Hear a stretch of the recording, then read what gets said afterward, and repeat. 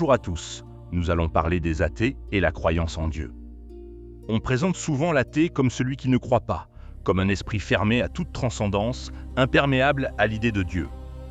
Pourtant, cette image simplifiée ne résiste pas longtemps à une réflexion plus profonde, car l'athée, loin d'être un être définitivement coupé de toute foi, peut être envisagé comme un croyant en puissance, un homme ou une femme en tension permanente avec le sens ultime de l'existence.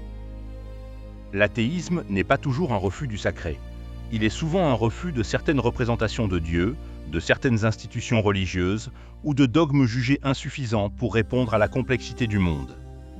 L'athée doute, interroge, conteste. Mais ce doute même révèle une attente, celle d'une vérité plus juste, plus cohérente, plus universelle. Douter, c'est déjà croire que quelque chose mérite d'être cherché. En réalité, l'athée croit souvent autrement. Il croit en la raison, en la science, en l'humanité, en la morale, en l'idée que l'homme peut se suffire à lui-même pour donner un sens à sa vie. Ces croyances, bien qu'elles se veulent rationnelles, reposent elles aussi sur des postulats. La confiance dans le progrès, dans la capacité humaine à distinguer le bien du mal, dans la valeur intrinsèque de la vie. Ainsi, la foi ne disparaît pas chez l'athée. Elle change simplement d'objet. La question de la mort révèle avec encore plus de force cette tension intérieure. Face à la finitude, face à l'angoisse du dernier souffle, beaucoup témoignent ou rapportent que même des athées convaincus se tournent, consciemment ou non, vers Dieu. Un mot murmuré, un appel silencieux, une prière instinctive. Non, pas toujours par conviction religieuse soudaine, mais par un réflexe profondément humain. Celui de chercher un secours ultime lorsque toutes les certitudes s'effondrent. Il ne s'agit pas d'affirmer que tous les athées invoquent Dieu à l'instant de mourir.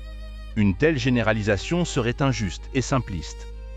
Mais le fait même que cette idée soit si répandue révèle quelque chose d'essentiel. Lorsque l'homme est confronté à l'absolu, à l'inconnu total, les barrières idéologiques s'amenuisent. La négation laisse parfois place à l'appel.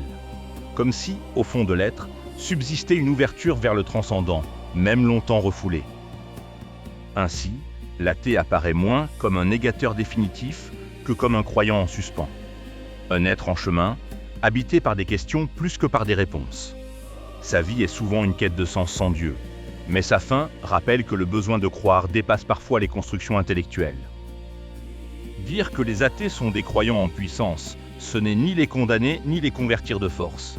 C'est reconnaître que croire fait partie de la condition humaine, que l'homme, qu'il se dise croyant ou athée, cherche toujours quelque chose qui le dépasse, et qu'au seuil de la mort, lorsque le silence devient total, il n'est pas rare que ce quelque chose prenne le nom de Dieu.